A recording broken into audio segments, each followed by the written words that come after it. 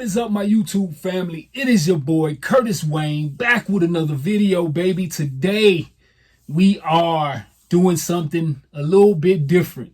So today is not a cook-up.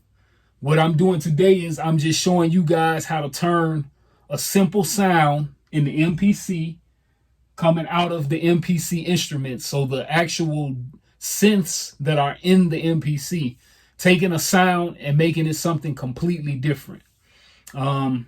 A lot of people always want to know that, like, what sounds you use, what's your process, how did you make the sound, how did you record it, so on and so forth. So that's what I'm doing. I'm gonna show you guys the bare sound, the actual sound itself, and then show you what instruments or effects that I layered on top of it to make it sound the way I wanted it to sound. All right, so make sure you go ahead and hit this video with a thumbs up. Make sure you leave me a comment, a positive comment, only positive vibes. Also, hit me with a subscribe, man. If you haven't subscribed, hit that subscribe button. And also, share the video. I think I said that already, but if I didn't, share the video. All right, so let's go ahead and get into this one.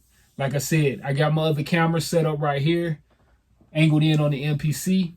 Hey, it's not the best quality, but I'm doing what I can with what I have, all right?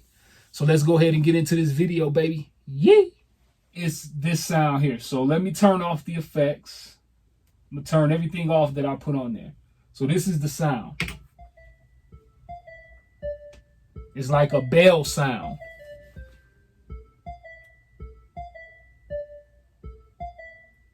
Right?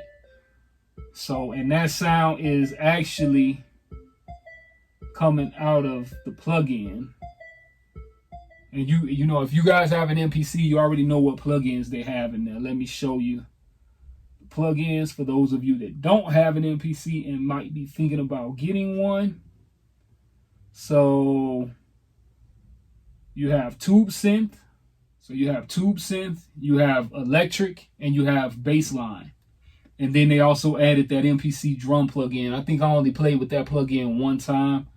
It's just not really my thing. I'd rather just use other drums that I already have for my music. So we're gonna go ahead and open it up. So this is what the Tube Synth looks like. You have two oscillators. You can affect it however you want. Turn your octave up, pitch up and down. You have fine tune on it. There's a ton of sounds, and you can also, you know, like I said, make a sound whatever you want it to be. So that's baseline. Same thing. You have an oscillator, filter, and envelope. You can play with whatever parameters you want. The attack, decay, sustain, release, and do whatever you want with that. And then also you have electric. This is what electric looks like. You know, you have all your different parameters over here. You can turn things on, turn things off. You know, turn it on, turn it off. You have your attack, decay, release. You have all these different parameters here that you can play with. Reverb, time, all that good stuff. And in order to get to the plugins, because I know when I first got the MP, I was kind of wondering, like, man, how can I open the plugin? I want to see, you know, the instrument. Maybe I want to change something on this sound. What you do is you hit this button up here called Program Edit.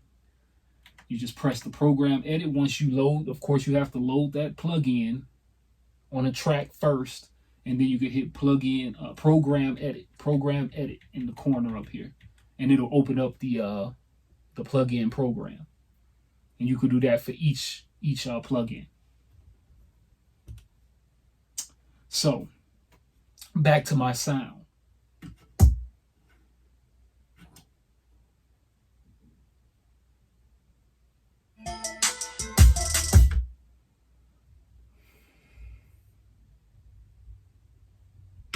All right, so this sound.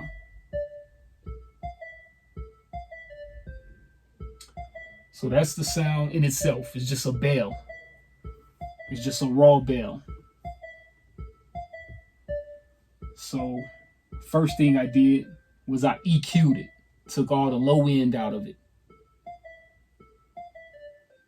Kind of fine tune the sound a little bit. And you can tell the difference. I mean, I'm not sure if you're listening with headphones, you could tell. You could hear the low end. You could hear kind of like that pluck, that boop, boop at the beginning of the sound. You could hear that pluck. It's gone now once I put the EQ on it.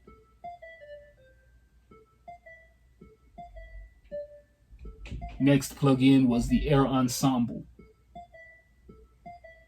And if you have an MPC, you already know what like these plugins look like. This is what the EQ looks like. This particular one I use the Air EQ. It's a couple of different ones in here that you can use. Air Ensemble is what that looks like. Basic stuff. It just has your basic parameters to control. Alright, so from there, I put a pitch shifter on there. You see that already completely changed the sound.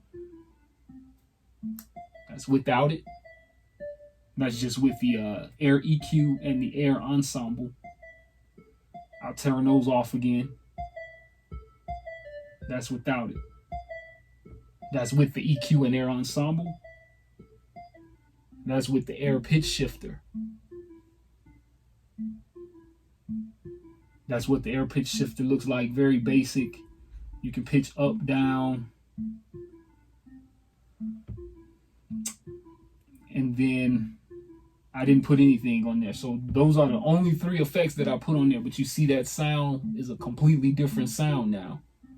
You know? So if somebody wanted to try to copy what I did, it would be impossible for them unless they had the same exact parameters, the same movements that I made as far as attack, decay, sustain, release. They'd have to copy that stuff to the T in order to get the same sound that I created in this track. So I just suggest that you guys do that, you know. A lot of times we think, man, I need more sounds, I need more plugins, I need more synths. And in reality, man, you can just take the sounds that you have, put different effects on them, reverse them, chop them up, and replay them in a different way. It's so many different ways and different things that you can do to spice up the sounds that you already have, you know. And that's basically what I do. I like to just sit and play with different sounds. I like analog keyboards. Eventually I'll be getting me another synth, and then I'll just have my synth hooked up to the MPC, possibly running it through as MIDI, or just sample the synth directly into the MPC and do stuff like this. Put effects on it, chop it up, reverse it, play it how I like it. So that's basically it. You know, I just wanted to give you guys a quick little tip, pointer on what you can do for the sounds in the MPC. If you have an MPC X, MPC Live, MPC, 1, you can do the same thing. You know, do the same thing. Take your sounds, put effects on them. And I like how you're limited. You know, you have the 4 effect slots here, and then also you can put another 4 effects in the sample edit. So if you come into here and you go into your sample warp, you can hit effects right here and you have another 4. That's another pointer for those of you that don't know that. You could actually have 8 different effects on one sound. You could use the 4 slots within the sample edit and the sample warp. The warp samples, you hit that right there in the corner, you have effects. You can hit that, you could add 4 effects in there, and then you also have your 4 on the channel.